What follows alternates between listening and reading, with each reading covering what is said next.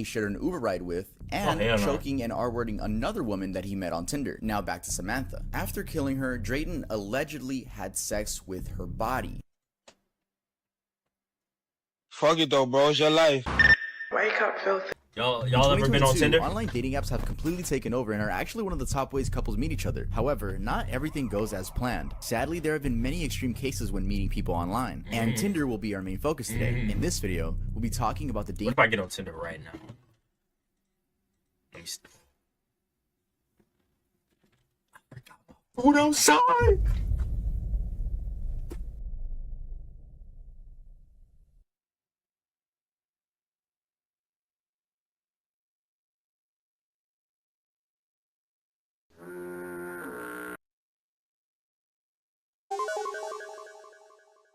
I'm not letting y'all see what I'm eating. All right, Chad, I'm in charge now. You thought we're family cocoa share? That's the whole point of me hiding this shit, bro. Y'all not getting none, bro. Staying in the basement. I'm staying in the basement. I'm staying in my closet. You not getting fed. I'm not getting none, bro. Criminals. If you guys want to see the other videos in this series, make sure to check out the playlist at the top right after this video. And please make sure to remain safe when meeting someone from the internet. What about me and Dylanity? We deserve it. Then what makes y'all think that, huh? What makes y'all think that, huh? Anyway, sit back, relax, and enjoy the video. If you guys watch my videos and you don't have a plate of food in front of you, that's mad disrespectful. Huh? 27-year-old Danielle Drayton would use dating apps such as Tinder and Plenty of Fish in order to lure women into uncomfortable situations and R-word or murder them. Drayton, who lived in New Haven... The soda cans in the back? Yeah, I had a whole bunch...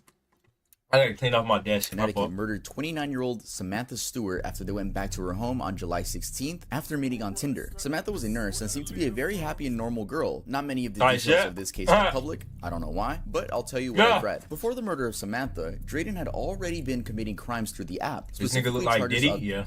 An attempted murder of a woman he shared an Uber ride with, and choking and R-wording another woman that he met on Tinder. Now back to Samantha. After killing her, Drayton allegedly had sex with her body.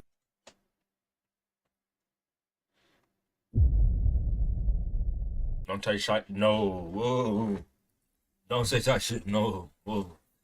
Then wrapped her in a blanket in the bedroom and took off with her credit cards. He fleeted in a white van to the JFK airport, where he then used one of her credit cards and flew out to LA. Her family described how he physically left her, and I literally cannot even describe that on YouTube, but just know it is gruesome. Police found him in a North Hollywood hotel, and when they entered his room, he had another girl held hostage in that hotel room. He was sentenced to 25 years to life with no bail. Nigga, bro, no. We got so many people in this world, right? It wouldn't hurt to get the demonic niggas out of here. You feel me? This nigga needs to die. You know what I'm saying? He needs to die. In GTA, are we saying it? No. I'm not in GTA. I ain't gonna lie. Not in GTA. Not in game. Being on you gotta be put down right now, bro. Being on the internet alone is dangerous. Somebody can take your ass sponsor perfect for today's video. This video is Bailey Boswell and Aubrey Trail. All my sources will be linked down below. On November 15th, 2017, Sydney Loof left work for a Tinder date in Wilbur, Nebraska. The day after, Sydney was reported missing after failing to appear at her job. Sydney Irene Loof was born on hell no. What the fuck is that in her hand, bro? A big ass cockroach? 21st, 1993 in Broken Bow, Nebraska. She loved playing basketball and golf while in school, but developed scoliosis as a teenager, causing her to step away from sports. After graduating from high school in 2011, she worked at her local Menards store. Her mother explained that Sydney suffered from anxiety and major depression. A few days before her disappearance, Sydney discussed her worsening mental health with her family, who scheduled and drove her to a doctor's appointment where she was given antidepressants. Sadly, that was the last time they saw her. Sydney agreed to go on a date with a person she met on Tinder, and that person's name was Audrey. But Audrey was just a fake alias used by a woman named Bailey. I ain't gonna lie, is it crazy that I would rather die alone than hop on Tinder? Is that crazy to say? I feel like that's not crazy though, right? Hop on. Sydney makes sure to ask Boswell twice if anyone else was going to show up on the date, and Boswell lied and said, it's not "Love crazy. you, gang here, so more money, don't spend IT all." Boswell and her husband. Appreciate it, bro. Thank Trail were renting for about 6 months. You said it, bro. Yes, they were renting a basement. The day after, Sydney went on another date with Boswell, and before heading to the date, she posted a Snapchat image captioned, "Ready for my date." On November 16th, which is the day after that, Sydney didn't show up to work. Her mother, Susie, texted her, unaware that she was on this date, but Coco probably goes on Grindr. Shut your ass up. Sydney didn't respond. Susie then reported her missing, and the police ended up checking out her apartment to no avail. Meanwhile, the owner of the duplex that Boswell and Trail were renting out had complained about a horrible bleach odor, and it was all coming from that basement. The smell was so strong that a owner of the landlord's family was throwing up and developing hives. It was also strange for them to have the air conditioner going while it's the middle of November. Sydney told several friends about her Tinder date, and one of them was Brooklyn McChrystal. After Sydney's disappearance, Brooklyn McChrystal set out on a mission to find out why she went missing. She remembered Sydney talking about a name, and that name being Audrey. So she made a Tinder account and kept swiping left up until the point that she found a person named Audrey. She then swiped right on that person and was able to get Audrey's phone number, which she then provided to the police. Within 2 days, place where Luke's phone pinged. Police conducted a welfare check, knocking on Boswell and Trail's apartment door, but no one answered. Using the landlord's key, the police entered the apartment, but the only thing that caught their attention was the unavoidable smell of bleach. The next day, the police came back with a search warrant, but again, nothing was really out of the ordinary besides the smell. Search teams led by the FBI and local police department eventually found Sydney's severed remains on December 4th and 5th. They found her dismembered body. Closet? You can't fool me. Parts, sex toys, apparel, and other items were found wrapped inside many 30-gallon black trash bags alongside a gravel road, approximately 1 hour west of Wilbur. Part of Sydney's upper arm hasn't been found till this day. Bailey Boswell and Aubrey Trail were charged with first-degree murder, conspiracy to commit murder, and improper disposal of human skeletal remains. Boswell is spending life in prison, and Trail was sentenced to death in 2021. This is the only thing I have ever done that I feel real regret about. In the past, I could justify myself, but not this time. Sydney did nothing but reject my lifestyle and threaten to expose it, and I killed her for it. I could care less what you do to me here today. A fate that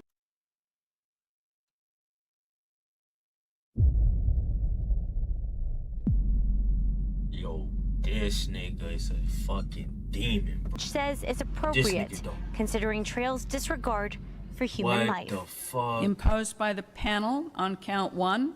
Murder in the first degree. He gonna get the chair, right? Class 1 felony. The defendant is sentenced to death.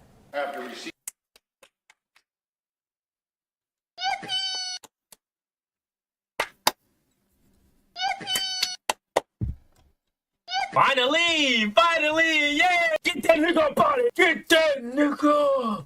Get that nigga! Get that nigga! Get that nigga! Get that nigga! Sorry. Receiving and reviewing the evidence of the state and the defendant as the sole aggravating circumstance as alleged by the state that the murder manifested exceptional depravity by ordinary standards. Does he get the chair? Like, is it still? I could not find beyond a reasonable doubt that the state of Nebraska met its burden of proof as to this aggravating circumstance.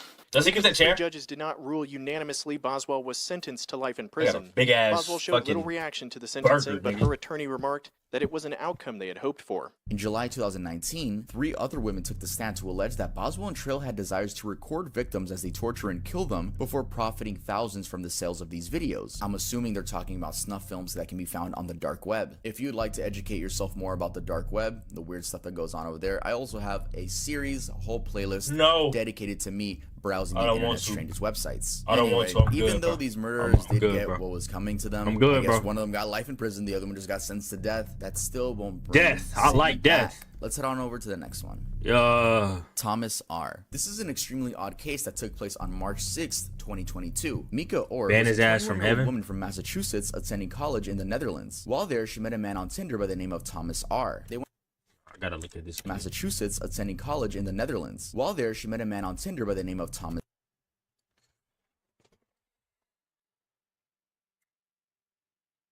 One of those, bro. He might be a school shooter, my nigga. I'm telling.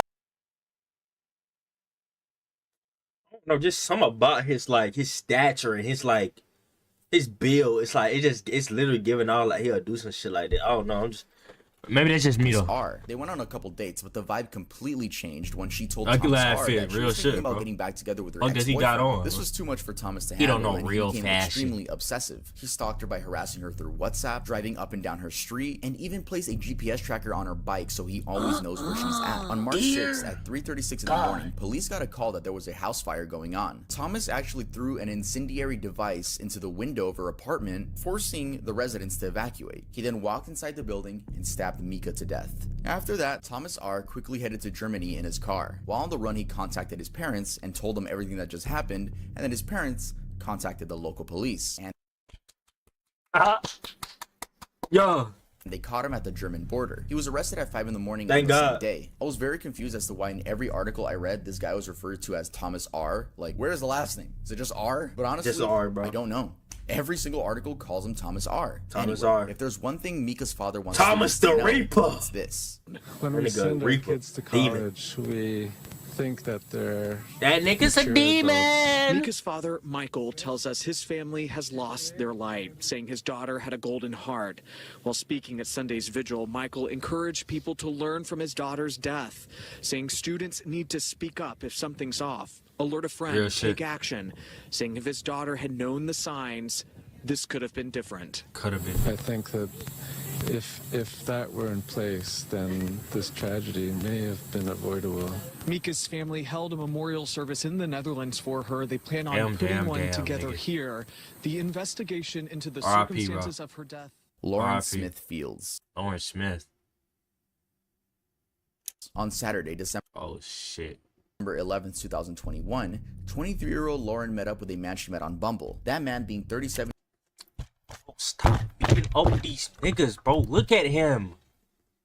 Look at this nigga, bro. 7-year-old Michael LaFountain. They hung He out looked like a damn drank some killer. tequila, ate food, played games, and watched a movie. You know, the normal things adults said he do on a looked date. gay. LaFountain recalls Lauren throwing up and feeling ill. Look at this nigga, Then both falling asleep on her bed together. Then at 6 Look at him and look at his drip, bro. A call from Michael stating Lauren is unresponsive as he's giving her chest compressions. She was pronounced dead at the scene. The controversy begins with how the Bridgeport, Connecticut police handled everything. First off, they didn't notify the family when she was pronounced dead. The whole day goes by. No police reach out to the family at all.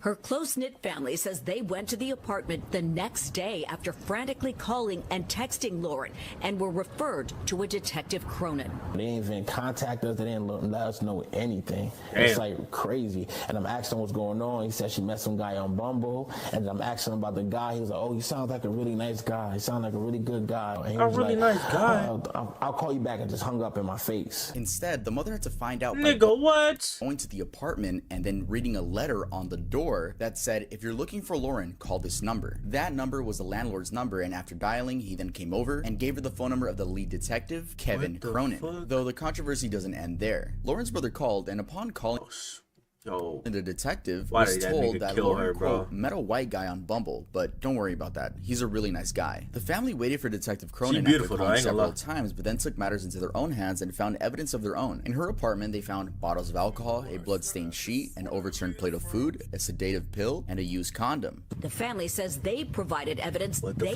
collected to crime scene investigators who arrived for the first time that day, included a bloody sheet and a pill. And 2 cups of like drinks or whatever next to a bottle. They didn't take none of that. We seen a condom, we seen lube, other stuff in there. They didn't take none of this. Due to the lack of professional help from the station, people online were demanding something be done about this. Was this due to Lauren being a black woman and the last person seeing her alive being a white man? We'll never know. But what we do know is that this case was handled horribly. Because of the increased attention to Lauren's case on social media, the Connecticut Office of Chief Medical Examiner released her cause of death: acute intoxication due to the combined effects of fentanyl, promethazine, hydroxyzine, and alcohol. Her death was ruled an accident. Fuck yeah. Cooked. As for Michael LaFountain, his attorney said he wasn't a person of interest anymore. Anyone that genuinely cared and they were there, the last person there, and they know that nothing bad happened, you would at least even reach out to the family yourself. Like, listen, I know I'm sorry for your loss of your daughter or your sister. Checking out the family's GoFundMe page, it seems like the last update was in February of this year, stating that the 2 lead detectives that were on this case were put on administrative leave. And damn! Oh, they done got these niggas. Damn, these niggas done lost their job. Y'all niggas some bitch ass niggas. Was resigned. Which, by the way, the one that wasn't fired was quietly brought back a few months later. The case is still ongoing, and it seems that publicly nigga got fucking fired. That nigga's a bitch. Type of repercussion. Hey man, Jessie Kempson, 22-year-old Grace Mullane, was reported That's what they get. in 2018. That's what they Originally get. from Britain, she traveled to Auckland, New Zealand on her own. Her father quickly traveled to New Zealand after she didn't pick up her phone and tried his best to get people to find his missing daughter. I would like to take this opportunity to appeal to anybody who has seen, spoken to, or come into contact with Grace over the last few days. Tight shit. And to come forward with any detail, no matter how small, and contact the investigation team. Tight shit. Once again, I thank you all for coming. Investigators looked through Tight cameras shit. and found her hanging out with a man that she had met on Tinder. They hung out in Sky City, which is like a plaza. It's always Tinder, bro. It's never then anything they headed else. to a Mexican cafe. They drank some more. Then they headed to yet another bar. And Grace actually texted a friend from back in England and said that she clicked really well with this guy. They then headed to this man's hotel room. What happened that night? I think you guys can guess, but he sadly murdered Grace by strangulation. The police found out Jessie Kempson had strangled Mullane to death, crammed her into a suitcase, and then taken her body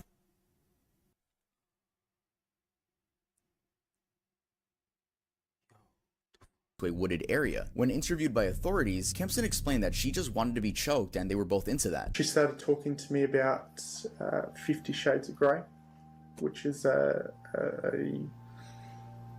50 Shades of what? Sex fantasy movie that's out. Oh, we nigga. Started having sex. At first, it was just normal. It was very placid. She I don't know if y'all know who I'm talking about. asked me if we could get into bondage. But he went to sleep in the shower. Yeah. He went to sleep in the shower and woke up to her dead on the bed. And then all I remember is buddy. falling asleep in the shower. I need to stop. Falling asleep in the yeah, this nigga is. I need to go. Just give it up, bro. You're getting caught, bro. Yeah, please. I was in shock.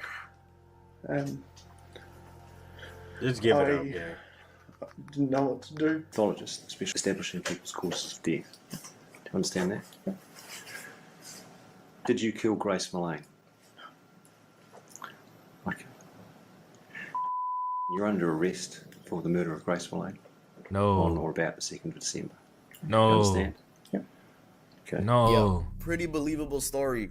Pretty believable story. Jessie pleaded not guilty and maintained his innocence throughout the entire trial, but the judge decided otherwise and sentenced him to life in prison. It was also revealed that he other women that he met on the app. I'm a fault with you. Bro. Listen, I know that's just the song from Undertale, but like, fuck off. Just let me talk for a second. It's kinda hard to explain all these things I wanna say, so let's say them all today, right now. I wish I had a reason to live right now. I'm just waiting and it will never come around. Just tell me what I did wrong. I promise I'm not still the same one. Tell me some love comes before the love of another, but I guess I agree, I hate myself until you don't. I need someone else to let me know my worth, and I know that it sounds selfish, but